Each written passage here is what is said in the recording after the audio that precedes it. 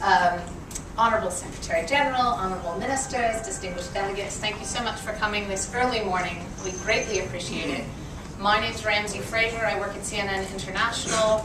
Among my duties, I'm responsible for the task group, which I think you've got a good overview of so far.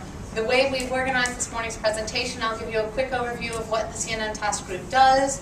Anita will take you through 10 things impacting tourism growth in 2012, and then we'll do a question and answer period. So if you've got any questions along the way, feel free to ask. It's a small, intimate group, and we're all friends here. So firstly, the media, as ever, is playing a massive role in establishing and sharing information about nations, what's happening, what's going on in the world, and of course, destinations themselves. At CNN, we refer to our audience as global citizens, and so every piece of communication we give, we're aware of the fact that our audience is thinking, do I want to go to this destination? What's happening in this destination? How will this destination impact my business and what I'm looking to do? We've been partners with the UNWTO since 2007, and that's mostly because there are some key strategic things that we have in common, one of which is the fundamental belief in the importance of travel and tourism growth, the importance in communication in building that growth and the tourism economy activity, and the future of the tourism industry and the UNWTO's very important and vital role in establishing them. This is a quote from Ronnie Raj, who's actually my boss, recognizing what an important partner we've become. The task group was actually our response. So as we worked with more and more travel and tourism countries, agencies, hotels, airlines across the spectrum, what we recognized was there was such a disparity of information and access to whether it's global research, whether it's true brand insights, what's going on, what recent developments happening across the world will actually impact you and your markets. We realized that there was an opportunity for CNN to play an important role in educating these nations and these companies so that they could more effectively communicate to their own consumers. So, fundamentally, it is an in-house travel and tourism consulting service. We focus on tourism and we focus on economic development. It's our 5th year of operations. It's fully complementary and it's fully commercial, and fully confidential. So there's no media spend attached. It's really a recognition of what the industry needs and CNN providing that need. It's for clients and for non-clients, one and the same, or one and the other. And as I said, no media buying conditions. To date, we've worked with over 65 nations, and that's around the world. It can be tourism authorities, it's ministers of tourism, it's businesses. We do a lot of work with IATA, WTTC as well. Also, countries working on bids.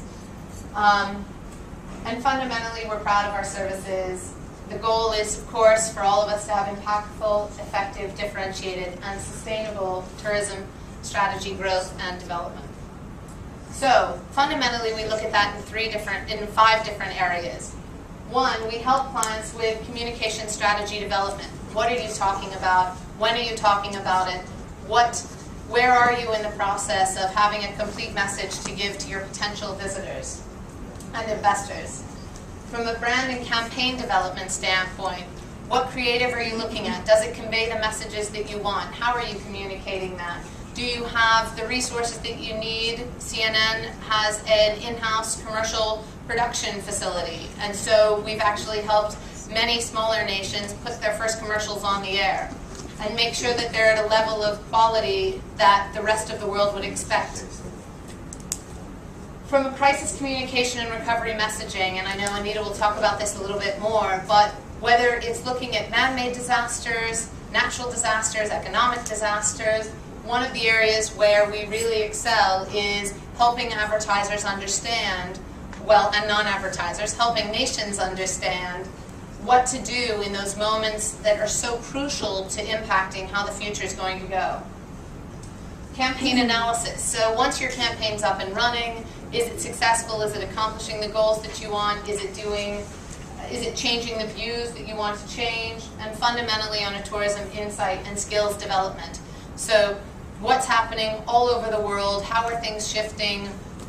How does the bid as it develops over here impacting things across the world?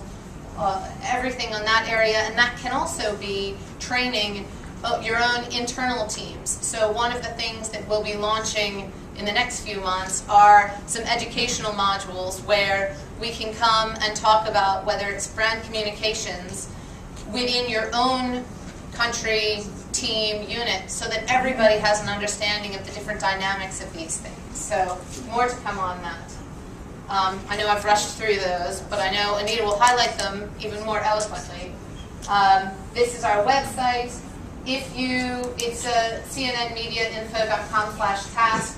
If you go to it, you can actually sign up for Compass, which is a monthly newsletter we send out that Anita actually writes. Or if you just want to give me your business card and tell me, I'm happy to sign you up for it. You won't get any other spam from us, I promise. And with that, I'm going to hand it over to Anita to give you the more important 10 things impacting your tourism growth.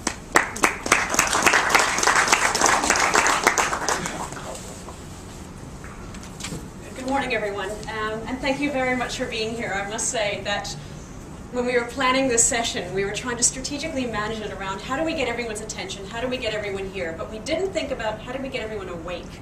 That was the catch. And we were laughing about the fact that technically, if we ran this session at 3 a.m., we'd probably have a higher turnout because it looks like everyone has been awake every morning at 3 o'clock. So that might have helped. However, as close as we've become, Talib, I'm not sure I want to see you in your pajamas. So that's not going to work. As Ramsey has kindly said, my name is Anita Mendiratta. I am very blessed to have had for the last 5 years CNN as my client. I'm an independent consultant. I am incompetent in selling media, and that is exactly what is needed for my role.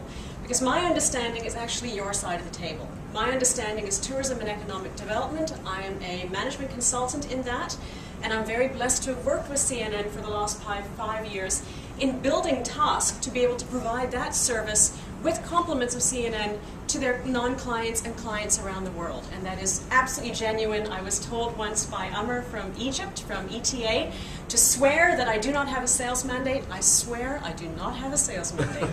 So with that, what we wanted to do, and in terms of being able to give you some sugar and caffeine, and if anyone needs it in the next 20 minutes, you're more than welcome, we wanted to give you a sense of what do we need to know about tourism in the next year. The fact is, we should all feel very proud that we are still standing from the last 3 years. It has been very scary. There's no way about that. And if anyone needs a holiday, it's the people in the tourism sector, ironically. But all of us have known that we can't go on holiday because we're not sure what's happening. And we have some real soldiers of tourism in our room right now. We wanted to take you through 10 things you need to know going into next year. We are very blessed to work with the likes of the UNWTO, WTTC, World Economic Forum, etc. So there's a lot of really good quantitative data as to what's going on with tourism. But we wanted to look also at the qualitative. How are people thinking? How has their thinking changed because of the global downturn? How has people's thinking changed because of the volcano? We need to look at that in terms of how we then plan ahead for next year. So I'm going to whiz through these. But we really want to get a sense of what do we need to know at a destination level, and just provoke some questions in your minds going forward. Firstly, just-in-time travel continues. One of the most important changes that happened during the economic crisis is that people started cutting down on the lead time of their travel bookings. Why? Because they weren't sure if they could go on holiday. Is it safe to leave? They didn't know if they'd have jobs in many cases, but more importantly, the deals. People knew that if they waited closer to the deadline, they'd get better deals because the airlines were anxious to get rid of the seats, the hotels needed to get rid of the inventory. That is not going to change. Travel savviness and DIY is not going to change now that we're coming out of the recession. Please God. What does that mean then for the destinations? Are you ready for last-minute travelers? Linked to that, do you have short breaks and long stays that are planned? And do you have packages that offer that? That's very important because if someone decides, I'm going to go to Mombasa for 3 days, they need help in saying exactly what they can do. Make it easy for the travelers. But that means we need to be ready. So we need to be ready to receive those just-in-time travelers. Number 2, and for those of you who are following World Tourism Day, you'll recognize this photograph, which I think is just beautiful. We need to make sure that travel continues to matter, and matter even more. One of the implications, I still think back to what is now 10 years ago, 9/11, is that it was almost as if it was this giant clap from God. It woke everyone up, and suddenly people looked around them to see the implications of the bigger world. People started to feel more, and that's when voluntourism really started to grow, because people felt they needed to be able to give back. The tsunami came, people wanted to travel and help build houses. People want to feel, not just go and see, take photographs and go home. We need to make sure, therefore, that we keep our destinations real. And I mean that in the most genuine way. Are we honoring our destinations, which are our homes and our people, through the travel experiences that we give? If we're not, we're actually going against what we stand for as an industry. What that means is, are we allowing regular local interaction with communities? We had this discussion in the think tank in Aswan at World Tourism Day. And one thing we need to always remember as people in tourism, we don't lose our identity in our destinations because travelers take it away. Travelers don't take away our identity, we give it away. So we have control on it. If we start sterilizing our travel experiences and making them homogenous, whose fault is that? The traveler or us? So we need to make sure we keep it real. Number 3, milestones and motivators. This became very popular during the economic recession. People needed a good excuse to go on holiday. They're going away for anniversaries, they're renewing their vows, destination marriages. Which means, do we as destinations make it clear how we can make those moments special? Do we allow private places and locations where people can actually enjoy those special moments together and not necessarily with 300 other people? Or do we have our citizens as dedicated hosts? Do people of the destination realize they are the hosts, they're not just the citizens, and every interaction action that they have has an impact on the people who've made that trip and want to make it more special. Tiny little details of asking people when they're checking into a hotel, are you celebrating a special occasion? When is your birthday? Those little, God remains in the details, and just making it precious is incredibly important. You make it precious, you make an emotional connection. You make an emotional connection, you've got an advocate for life, and hopefully you've got a return traveler. Number 4, this is a really interesting one, and I'm sure some of you in the audience might connect with this. Multi-generation travel. We've got grandparents traveling with their kids, traveling with their grandchildren. Why? Because people want to spend that quality time together. The underlying text in there is that the parents want someone to take care of the kids, so they bring the grandparents along. It's one way of allowing families to have that connection time. Cruising has become very popular as a result of this. But it's also a way, literally, of allowing, bless you, of allowing people to enjoy the children and have a break at the same time. This is very important. The question, are we ready for this? Do we have accommodation, mobility, and attractions that allow for 3 generations? Do we have opportunities for families to come together? Self-catering, for instance. That becomes very unpopular rather than just straightforward hotels. We need to think through all of these, because the fact is, this is a growing generation. Even more so, ski holidays. Any guesses on what a ski holiday is? Exactly. Spending kids' inheritance. Absolutely brilliant. Why are you going to save all your money when your 24-year-old hotshot son has just sold off their business out of their garage for $1 billion? No way. So what a lot of people are saying is, we're going to go out there and enjoy the kids' inheritance because we can. And actually the kids are supporting it. Again, however, are we ready for these travelers? These are higher service demanding travelers. They want more attention to detail. The beauty, they're year-round.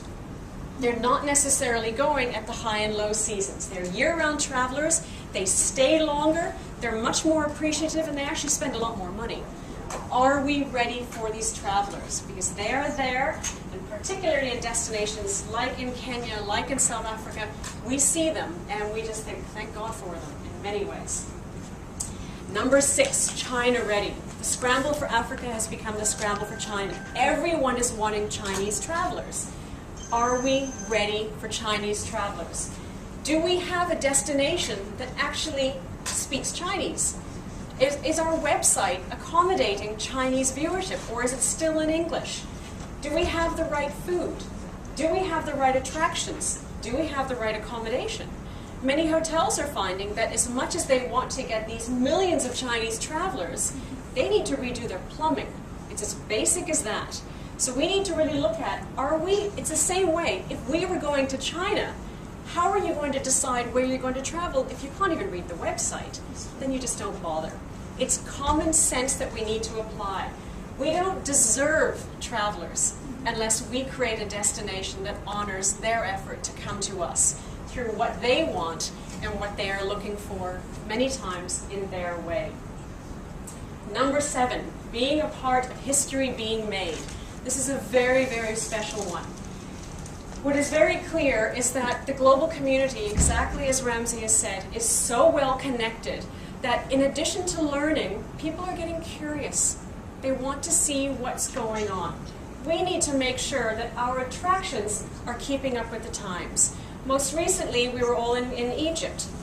The fact is, Tahrir Square has become a very popular destination.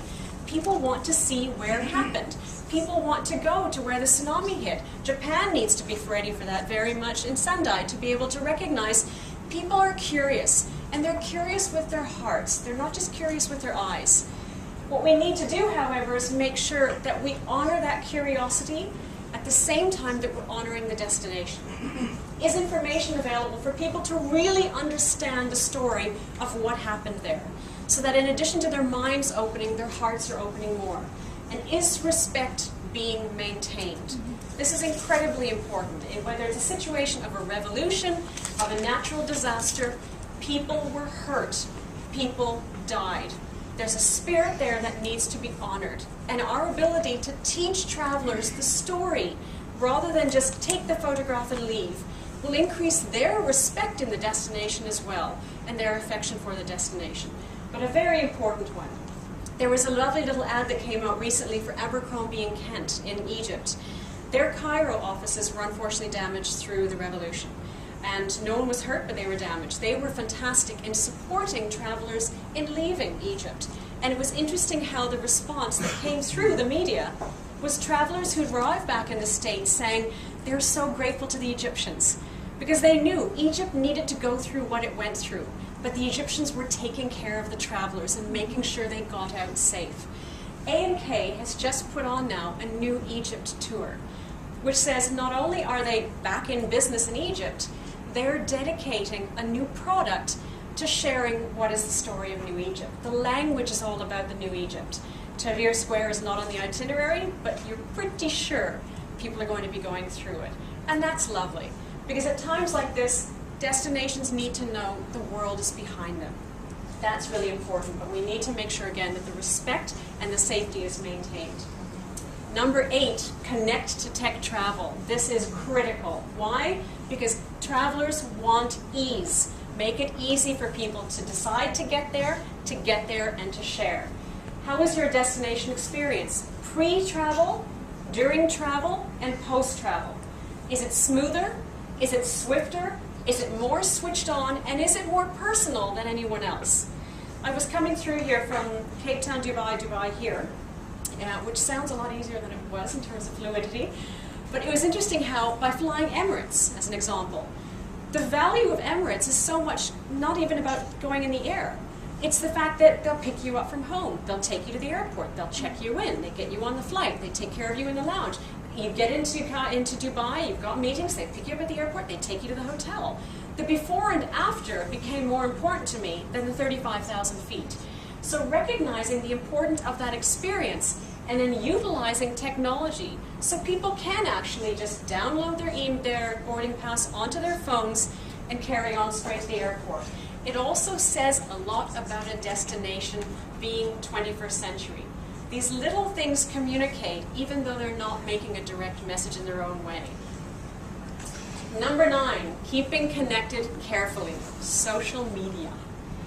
What we need to recognize is that social media is there, it is a part of our lives, it is going to increase, and social media is our friend. It has a role to play. As much as destinations are getting a sense of, oh dear, what do I do? Do I go on Facebook, don't I? It has a role to play. But like any media format, whether it's television, online, social media, print, whatever it might be, ask why before you get into the what and the how. It's always about the why. What is the role of social media? How does it fit into the communication strategy to take the brand and make it personal and create a two-way dialogue? Very importantly, is it about strategy or is it about ego? Are we going into social media or any media type because we should or because everyone else is? And we often joke about the fact that, is it a tourism minister, with respect, and I'm not specifically referring to you, Minister Villella, is it a tourism minister saying that I need to be on social media because of X, Y, and Z? Or because at dinner last night, their 18-year-old son said, Dad, why aren't you on Facebook? And you're laughing because you know I'm absolutely right.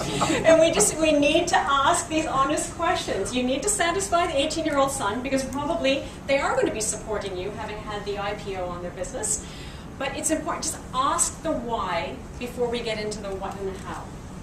And number 10, expect the unexpected. And I feel like I can actually hand over the microphone to Minister Bilal at this point in time. We expect things to happen. And often we expect them to happen in a way that we really wish they hadn't. As a destination, we have a responsibility to our travelers. If we take, for instance, the winter storms in Heathrow over the worst period over Christmas, and suddenly it was almost as if the Heathrow Grinch stepped in and stole Christmas. I had a partner who slept under a car rental desk in Terminal 2 when we were trying to get him to Egypt. When you've got someone in trouble because of an ash cloud, because of a riot, because of a storm, because of something happening politically, a passenger who is stuck does not care about policy. They don't care about who's talking to what. They need help. And we as a destination have a responsibility to make sure that we're ready. What was lovely was to see sorry, I'm giving you complete airtime. This is great. I'm so pleased you're here. What was lovely to see with what's been happening with the situation in Kenya, and Godspeed, because no one wishes that on anyone. You were there. You were on with the media. You were talking to CNN. You were letting people know as the story was unfolding. Because silence creates a vacuum, which creates insecurity and fear. When someone is in trouble, they need help. When we take people in as travelers, we take responsibility of their well-being, that they have a good time, but that they have a safe time, and they get home safely. We need to put those systems in place. Arriving into Dubai and many other destinations, as soon as you switch on your cell phone, you get that message from Etisalat or Ardu, whoever it might be, to say, welcome to Dubai, here's the tourism number, here's the emergency number, instantly on your cell phone. What does that say about the destination? They're watching over me. And that says a great deal about the destination brand as well.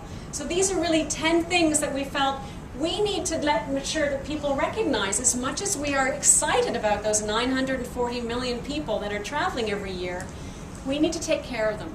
We need to make sure that we are engaging with them in a way that is relevant, that is working with the trends, that is right for our destination, and that we are right there when they need us. Those are our top 10. Does anyone have any questions at this point in time? Again, I say, we have to all embrace. To run away from it or to shift everything to it is dangerous. What we need to recognize, there are 3 fundamental errors that are made when it comes to social media. Firstly, advertisers often take all of their money out of traditional and pump it into social media. So everything goes into Facebook, everything goes into Twitter. So clearly, for those who have very determined sons, they channel it all over. There is a risk in doing that, because by doing that, you're actually not only confusing audiences, you're shifting audiences. Reaching 1 billion people does not mean you're reaching the right 1 billion people. And are you ready for 1 billion people showing up on your door? It's always about the why. So it's not one of the common errors. People shift everything in without questioning why are they doing it. Second error as well is that we pump things into social media, but we don't recognize in social media, you're starting a conversation. That's very important. So if you're putting out a tweet, you can expect the tweet forward and a response back. We need to recognize as well that with social media, you're engaging through 1 billion people in a one-to-one conversation, which is very powerful. That allows the audience to voice their point of view.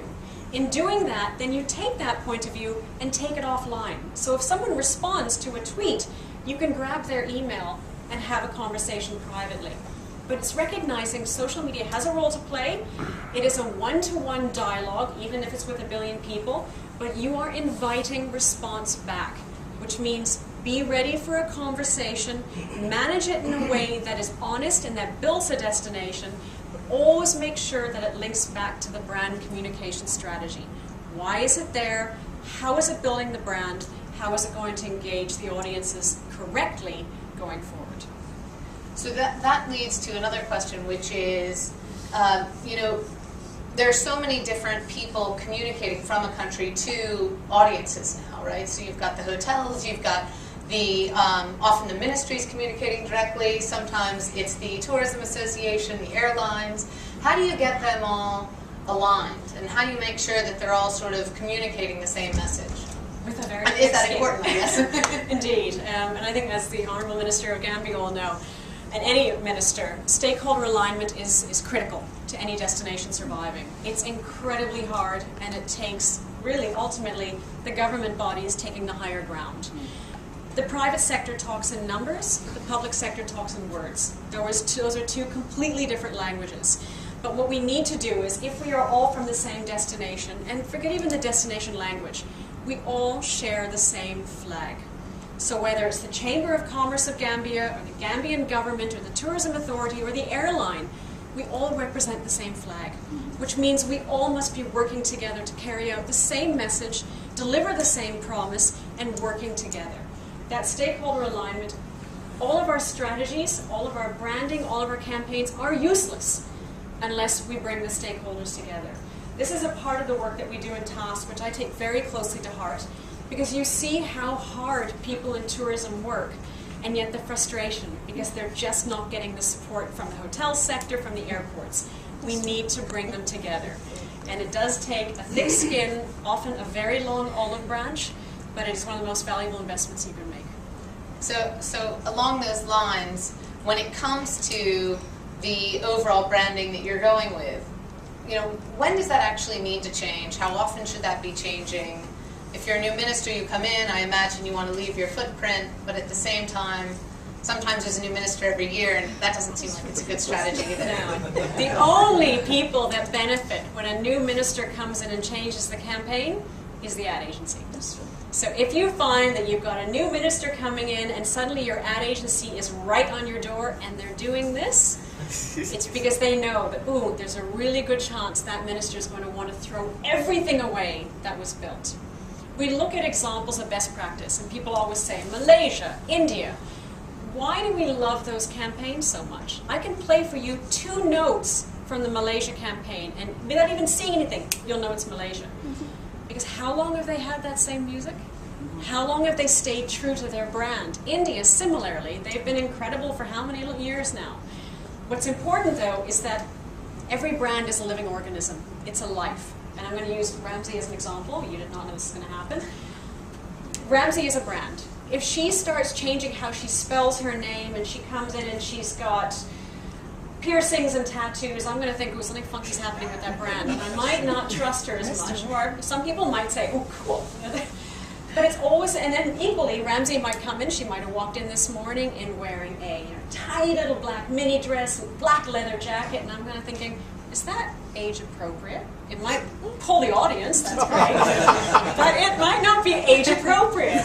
It's about the brand at the right time. We need to refresh our brand. We need to keep giving it oxygen. It can be a refresh, it can be a rebranding. It depends on where the destination is in their life cycle. So Ramsey might decide and go, you know what, I'm going to have a makeover. It'll continue to be within her brand DNA, but she'll come back just looking a little bit valeted. And that's good. No, I'm not saying, sorry, oh God. Anita's brand is intuitively know when you need to just keep relooking it. Just keep in mind your brand is a living organism. What does it need to stay fresh and healthy? Right. And you look great. What was my next question? So on the, so it's been a massive year for news, right? We've had natural disasters, we've had economic disasters, we've had the Arab Spring, everything going on in Japan. What would you say are some key learnings that we've had from the way that those situations have been dealt with on the travel and tourism front? A small question. I think one of the greatest learnings there has actually been brought to life through Egypt in many ways, and you've been doing it now. Keep communicating. When things are changing and when there is uncertainty, the only thing that helps people calm down to step forward is information. Even if it's information that we're not sure yet, but we're on it and we're looking at it, exactly what you've been doing. Egypt was very good in recognizing again that they, as a destination, needed to go through what they do. Interestingly, if you go to Egypt and you ask any Egyptian, they know the stats of how many Egyptians have a livelihood through tourism. What the Egypt Tourism Board did very quickly, and this is March, April, they were back on air. And if many of you saw, ironically, where it all begins, which now has a different meaning, their campaign, they put at the bottom corner of it a little stamp of the Egyptian flag, which really became the symbol of the revolution as the youth took back their country, and 25 won. So they were stamping the fact that we are a new Egypt. And that showed not only a sense of we are a new Egypt and we want people back because we need people back, it showed a pride and ownership of the country. When a country is proud of itself, it gives out an implicit message of caring not only for itself, but the people that come there. Pride is a very powerful, powerful force. And one thing we find, whether it's with the economic crisis, with the tourism crisis that's been happening as a result, when we look at retail, travel, finance, the only currency we have today is confidence. It's the only currency we have. So for the minister to stand up and say, we are onto this, gives people a sense of, okay, I can still go to Kenya because the minister's saying these areas are fine. Similarly with Japan, they stood up tall. Egypt has stood up tall. So the biggest learning I've found is that by going quiet, you create doubt, you create fear, and you create plan B for tourism. By standing up and saying, this is who we are, we're not denying anything, we're dealing with it. But this is the rest of the story, you bring people back. And particularly in countries that have gone through crisis, they need to know the world is behind them, not going the other way. What about, what are sort of 5 of your favorite projects you've worked on in the past 5 years? 5 of the most interesting that I've worked on, and they've been favorite because they've also challenged me, has been very much, if we look at, for instance, and that was really quite touching, because he needed to tell the story about the tourism economy. We have this great challenge about the fact that people don't appreciate tourism. They see it as beaches and bikinis and not bars of gold. We're not getting appreciated. We need to own that responsibility because we're not telling the right story. The only way people are going to understand about tourism is if we educate them about the tourism industry and the tourism economy and what it means. So to be able to be brought in, to help the minister bring everyone in, from the airlines to the hotels, the chambers of commerce, the transport departments, everyone he needs to bring on board. To work with him to do that was a huge honor. That was an immense honor. And I just want to note on the confidentiality front, yes, since you just called them out. Indeed. That was a safe one because they're actually quite proud of that. Yeah. One thing we do in CNN and TAS, we have very severe firewalls around situations where clearly the client does not want to be exposed. There are some cases, again, in which they're very proud. Others in which, like one I'll explain now, you don't want to give the client away because quite honestly, you wouldn't want to be in that situation. We had a horrific situation where a few years ago an airline went down. And this was 2 months before they were about to launch a global campaign that they had spent, as we all know, gazillions on. And they'd spent a lot of time because they'd gone through the whole development process. Suddenly, all you see on the front of the television screens on all networks is an airline broken through its logo. And of course, they were just in a state of shock. And what's sad about crisis is that our immediate reaction is shock. and people either go running forward to tell something that is almost, it's not us, or they hide, they go quiet. And both of those are very dangerous. I got a phone call from the CNN team when TASC was called and to say, what do we do? And this was a situation in which a lot of the freedom that CNN gives me to operate within TASC, because I am on the consulting side and on your side, is to give the advice that is right at the time. You put that campaign in hiatus, people were hurt, people were died, this is a crisis. This has got nothing to do with the marketing department, you put the campaign on hiatus. The only two voices that need to speak are the CEO and the chairman, and these are the 5 core messages. What has happened is tragic. We are looking into it. It's never happened before. We are sorry for the people who have passed. We are working on this to make sure it never happens again. We will keep you updated. That's it. Those are the 5 messages. The lovely thing about that whole incident was that you could see how TASC, just putting your hand on their back, gave people the ability to stand up and say, okay, I'm going to be okay. The first thing we need to do when anyone's in a state of crisis, calm down. Because to suddenly go and roll out the advertising campaign would have been worse. To go underground in denial would have just been painful for everyone. And that, what makes me happiest working with TASC is when I can actually feel as if TASC is making a difference. That's hugely touching. So those are 2. And examples to your point about confidentiality and non-confidentiality.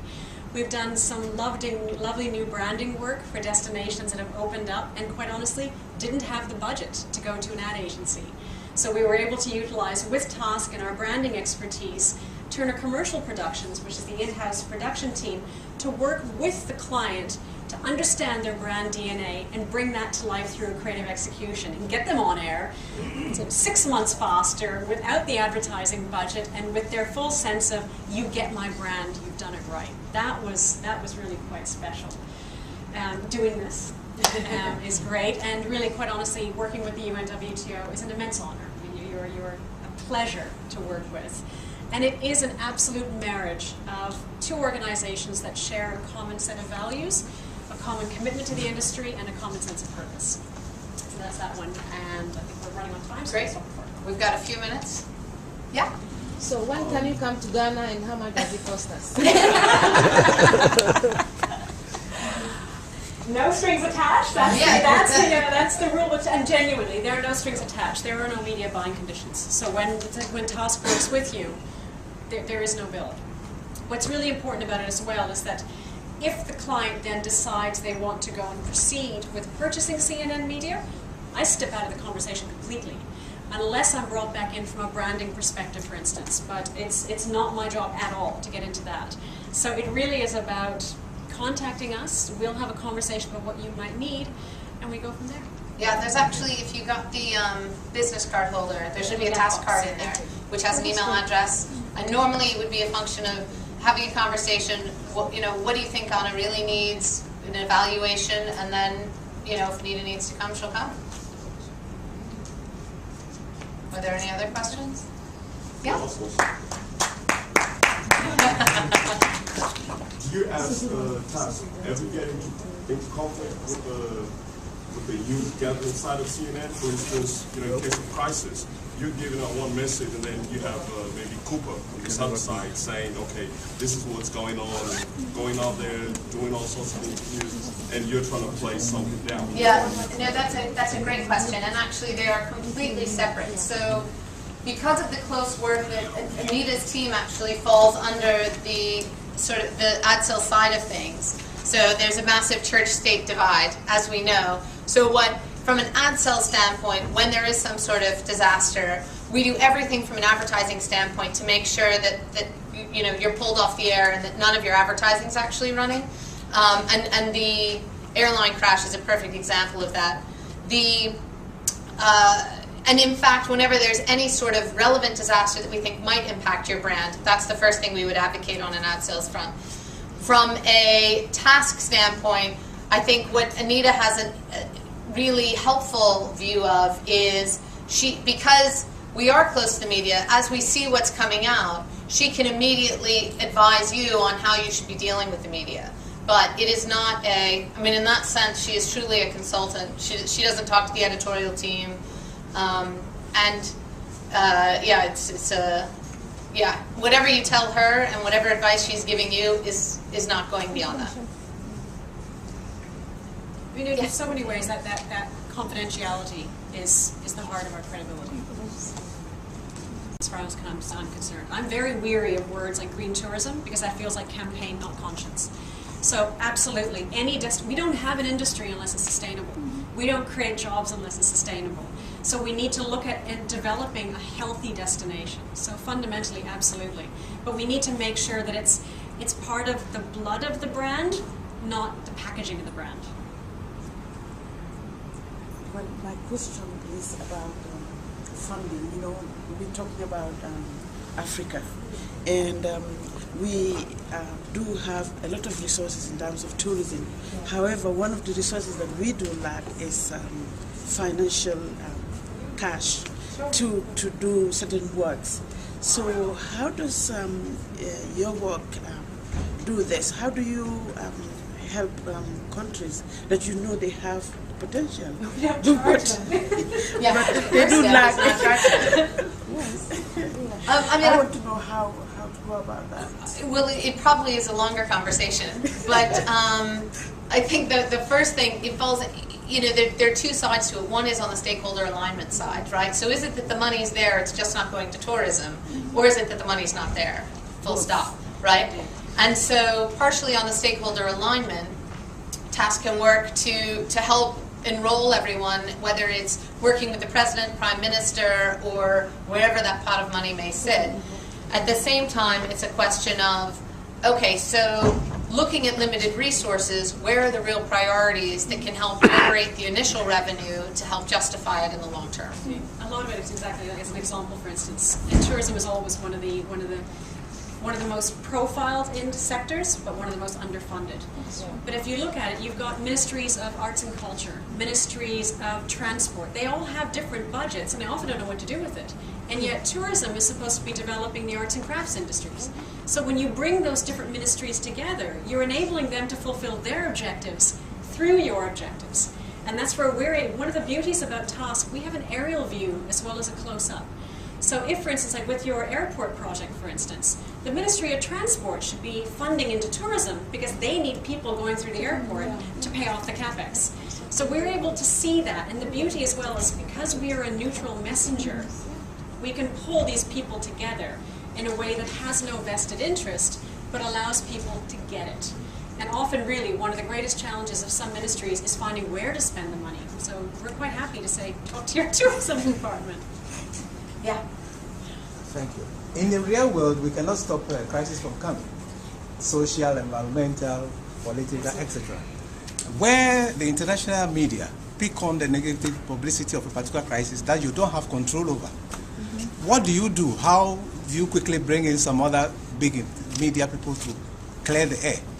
Neutralize the Well, it's an interesting question. I think well, Anita probably can answer to the mistakes countries make, but the key is the media is going to come, and the best suggestion I would have as the media person is you have to acknowledge it's there, right? You have to be honest about that. And the temptation is always to hide it, to cover it up, to act like you don't want anyone to see it. And that is not only the red flag to the bull, but it's a bit disingenuous, you know? I mean, it's there, and it's something that goes with the territory. So let's talk about what you're doing to address it, to deal with it, you know, highlight areas where tourists can go, where tourists should be, but they're actually very different things, I would say. One is, okay, this is how I as a country am dealing with some challenges that we're facing here, which is much more of a sort of news story. And the other side is almost more from an advertising standpoint. How do we promote this other region, which is totally not impacted by that, and is perfectly suited for tourists, and isn't necessarily as well known as it should be? But interestingly as well, is that exactly that point. The media is going to go. You need to work with them to show them if something is wrong, what are you doing about it? Yeah. Which is really important. Also, with